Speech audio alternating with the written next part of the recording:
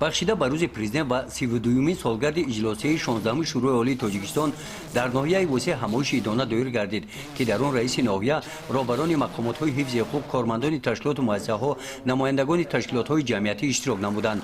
Ба ин муносибат дар ин чорабинӣ дар маърузаи табрикотии раиси ноҳия ҳозирин ва дар симои онҳо сокинони ноҳияро ба муносибати рӯзи президент ва 32-солагии иҷлосияи 16-уми шӯрои олии тоҷикистон табрик намуданд. раиси ноҳияи восеъ дар баромадашон зикр намуданд, ки ҳамасола 16 ноябр дар кишвари азизамон ҳамчун рӯзи президент бо шукӯҳ ва шаомати хоса таҷлил карда мешавад. қайд гардид, ки бо манзури эҳтирому эътирофи фазилати сиёсатмадориву давлатдории навини кишвар, таъмини сулҳу ваҳдат, ягонагии мардуми сарзамин ва болоравии обрӯю нуфузу мақоми Тоҷикистони соҳибистиқлол дар арсаи байналмилалӣ, ки ин паёмадҳо дар маҷмӯъ ба салоҳиятнокиву фаъолияти босамари президенти ҷумҳурии Тоҷикистон вобастагӣ дорад, дар қонунгузории кишварамон рӯзи 16 ноябр рӯзи президент пазирифта шудааст.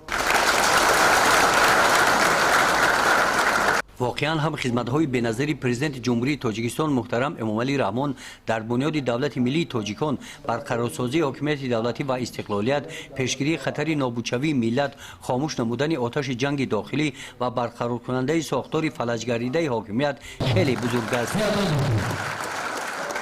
дар ин чорабинӣ дар ҳамин муҳити идона ба якчанд нафар аз номи мақомоти иҷроияи ҳокимияти давлатии ноҳия барои хизматҳои шоён сипоснома тақдим карда шуданд.